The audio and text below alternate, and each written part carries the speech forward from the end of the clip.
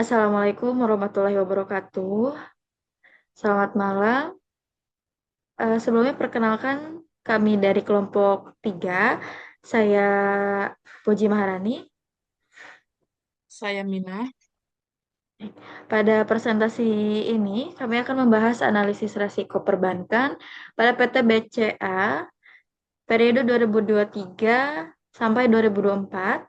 Analisis ini mencakup data laporan keuangan dan keuntungan, dan ketentuan regulator. Di slide pertama ini ada resiko kredit.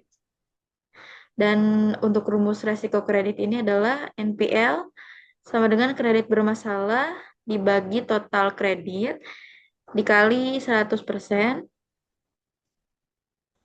Resiko kredit ini diukur menggunakan rasio NPL atau non-performing loan. Pada tahun 2023, NPL Bank BCA tercatat sebesar 1,86%.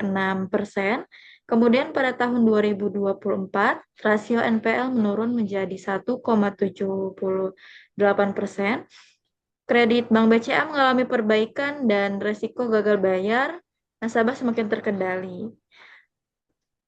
Selanjutnya ada resiko pasar. Adapun rumusnya itu adalah NIM sama dengan pendapatan bunga bersih dibagi rata-rata aset produktif dikali 100%. Resiko pasar pada Bank BCA diukur menggunakan net interest margin atau NIM. Pada tahun 2023, NIM BCA sebesar 5,23%, sedangkan pada tahun 2024 menurun menjadi 4,91%. Penurunan ini menunjukkan adanya tekanan dari perubahan suku bunga dan biaya dana, namun secara umum NIM BCA masih berada pada tingkat yang sehat. Selanjutnya, saya akan menjelaskan risiko likuiditas. Risiko likuiditas diukur menggunakan liquidity coverage ratio atau LCR. Pada tahun 2023, LCR Bank BCA bersebar 136% dan meningkatkan menjadi 173% pada tahun 2024. Nilai LCR yang berada di atas ketentuan minimum OJK sebesar 100% menunjukkan bahwa kemampuan likuiditas BCA sangat baik dalam memenuhi kewajiban jangka pendek. Selanjutnya ada resiko operasional atau BPOPO.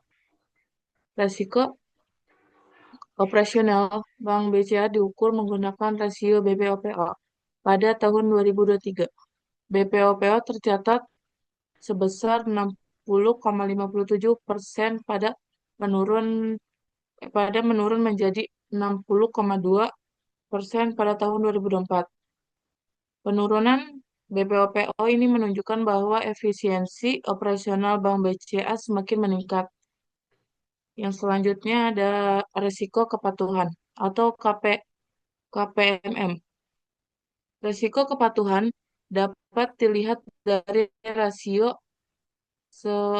rasio kecukupan modal minimum atau KPPM.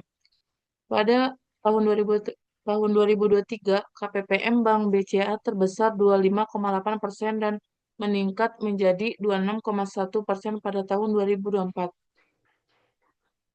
Jangka ini, angka ini jauh di atas ketentuan minimum OJK sebesar 8%, sehingga menunjukkan permodalan BCA sangat kuat dan patuh terhadap regulasi.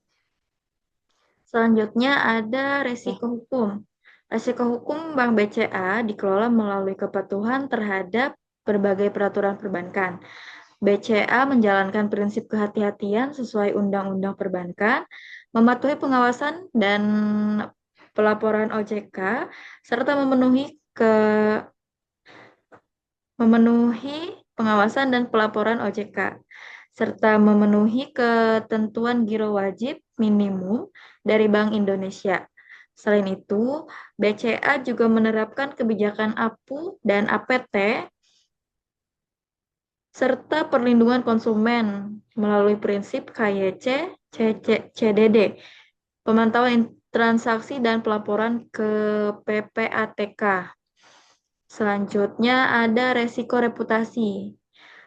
Resiko reputasi Bank BCA berkaitan dengan kepercayaan publik. Dengan jumlah volume nasabah sekitar 41 juta rekening dan volume transaksi digital yang terus meningkat, potensi resiko reputasi cukup besar. Namun, melalui layanan 24 jam, sistem penanganan krisis, serta kualitas layanan digital yang baik, reputasi Bank BCA tetap terjaga dan risiko reputasi relatif rendah.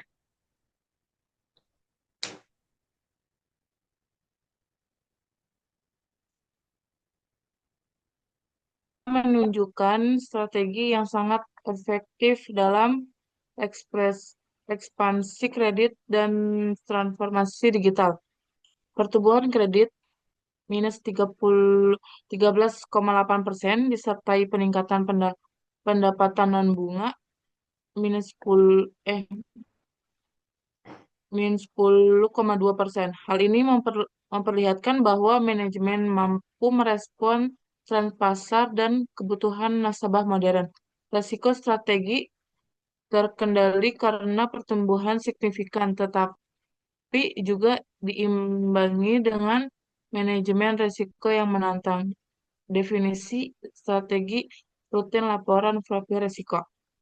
Kesimpulan dari kelompok saya adalah berdasarkan hasil analisis seluruh jenis risiko Bank BCA tahun 2023 sampai 2024, mulai dari risiko kredit, pasar, sehingga strategi dapat disimpulkan bahwa BCA berada pada re- berada pada berada pada kondisi resiko yang terkendali dan stabil, didukung oleh kualitas kredit kualitas kredit yang baik, permodelan kuat, likuiditas yang sehat, serta efisiensi operasional yang konsisten.